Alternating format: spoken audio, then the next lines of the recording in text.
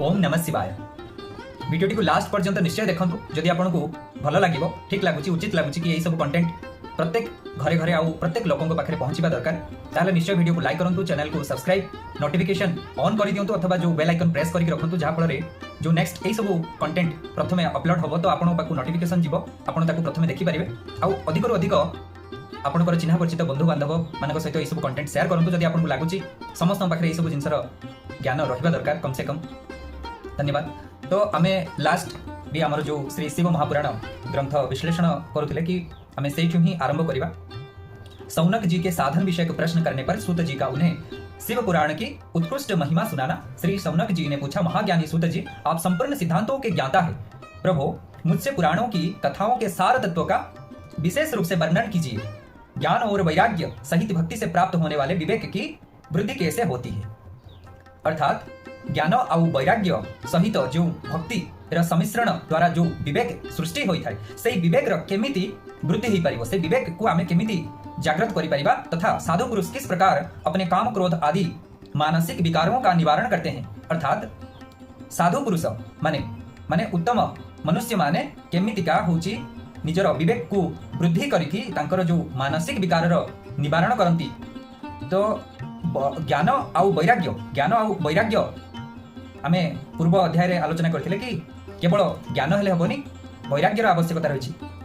जो माने नॉलेज जो माने पाखे अधिक थाए से माने तांकर अधिक अभिमान थाए, अहंकार थाए कि से माने भाबंती कि आम बहुत ज्ञानी, किंतु जदि ज्ञान सहित वैराग्य नाही ताहले डिटैचमेंट नाही, जदि ज्ञान अछि किंतु आसक्ति मनोभाव रही, लगाव रही, एडिक्शन रही, ताहले से ज्ञानर कौन मूल्य नहीं। आउ ज्ञान आउ वैराग्य सहित जितेबाला भक्ति मिसी जाए, भक्तिर सम्मिश्रण हुए, भक्ति मनोभाव नहीं, ज्ञान अच्छी वैराग्य अच्छी किंतु भक्ति मनोभाव नहीं, श्रद्धा नहीं, भक्ति मनोभाव नहीं, ताहले विवेक कौन मूल्य नहीं, से विवेक से आसी पारिबो नहीं। तेणु भक्ति सम्मिश्रण रे ही विवेक सृष्टि होता है, जागृत होता है। आउ से विवेक को केमिति साधु पुरुष माने उत्तम मनुष्य माने केमिति से विवेक को वृद्धि करने द्वारा केमिति आमे पूर्व अध्याय आलोचना करथिले। आजिका समय रे जहाँ भी समस्या रही से समस्या कोठी ना कोठी आमे ऊपर ऊपर केवल कथा होजु कि एई समस्या रही से समस्या रही, किंतु तार जड़ तार मूल कारण को कोठी ना कोठी आमे बुझुना किंबा बुझिबा पई चेष्टा करूनु जानि सुनिकी। तेणु जदि आमे तार मूल कारण बुझिबा ताहले सबुर समस्यार मूल कारण होची मानसिक विकार। तो मानसिक विकार को केमिति नष्ट करा जाय परिबो? विवेक द्वारा ही सेति पई आमे अधिकांश समय कथावार्ता करू कि आपनकर विवेक को पचारंतु, तुमे तुमर विवेक को पचारि देखो। अर्थात तोर विवेक को पचार, तोर विवेक कोन कहूची। अर्थात आमर से कॉन्फिडेंस थाए, आमर से आम सुनिश्चित थाउ कि आमर विवेक केबे भी भूल तथ्य आमको दबो नाही, केबे भी आमको भूल रास्ता नब नाही। तेणु आम विवेक ही सबुठारु ठीक सर्वोपरि आमे मने करू। सेति पई विवेक गोटे शब्द आमे अधिकांश समय व्यवहार करिथाउ। तेणु से विवेक केमिति होची, से विवेक द्वारा ही मानसिक विकार नष्ट होइथाय। आउ से विवेक केमिति वृद्धि होइथाय? जो विवेक की ज्ञान और वैराग्य सहित भक्तिर सम्मिश्रण रे सृष्टि होइथाय। आउ उत्तम मनुष्य माने केमितिका होची निजर काम क्रोध आदि मानसिक विकार। अर्थात मानसिक विकार कौन? काम क्रोध कामना रखिबा माने आसक्ति मनोभाव रखिबा, अटैचमेंट रखिबा, एडिक्शन रखिबा, जहाँ भी आपण बुझी पारिबे। अति सरल आउ स्पष्ट समाधान हमर शास्त्र रे रहिछि। तेणु से काम क्रोध ही तो एई जिनस ही मानसिक विकार ही सब समस्यार कारण, आउ सब समस्यार समाधान भी होछि एई मानसिक विकारर निवारण। तेणु सेटा केमिति संभव होइथाय? इस घोर कलिकाल में जीव प्रायः आसुर स्वभाव के हो गए हैं। उस जीव समुदाय को शुद्ध दैवी संपत्ति से युक्त बनाने के लिए सर्वश्रेष्ठ उपाय क्या है? अर्थात ये जो घोर कलिकाल समय रे जीव माने मनीष माने प्रायतः आसुरिक स्वभाव रही सारे। अर्थात अन्य जुग रे होची आसुरिक स्वभाव, मनुष्य स्वभाव, देव स्वभाव अलग अलग थिला, किंतु घोर कलिकाल एई कलिकाल प्रादुर्भाव रे कोन हेलानी ना आसुरिक स्वभाव, आसुरिक जो प्रकृति मनीष मानक भितरे बढ़िबारे लागिछि। तो केमिति एई मनीष समाज विशुद्ध हो पारिबो, शुद्ध हो पारिबो? दैवी संपत्ति से युक्त देवतुल्य दैवी संपत्ति रे देवतुल्य स्वभाव हो पारिबो। केमिति देवतुल्य स्वभाव मनीष निर्माण हो पारिबो? तार सर्वश्रेष्ठ सबुठारु श्रेष्ठ उपाय कौन अटे?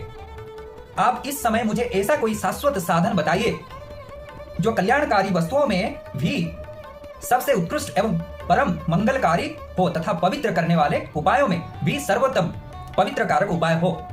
अर्थात आपण मते एई समय रे एमिति किछि शाश्वत जहाँ चिरंतन, जहाँ सनातन ताहा ही शाश्वत, जहाँ चिरंतन, जहाँ सत्य ताहा ही शाश्वत, जहाँ सत आउ जहाँ चिरंतन माने अनंत अनादि आउ अनंत समय पर्यंत, आदि अनादि काल रही आउ अनंत समय पर्यंत जो साधन जो उपाय रहिबो सेई सत्य शाश्वत साधन सेई धर्मर मार्ग सेई कल्याणकारी वस्तु मानक मध्यरे भी सबुठारु उत्कृष्ट एवं परम मंगलकारी तथा पवित्र कारक उपाय मानक मध्यरु भी जहाँ सर्वोत्तम सबुठारु उत्तम पवित्र कारक उपाय सेई उपाय को मते आपण कहंतु।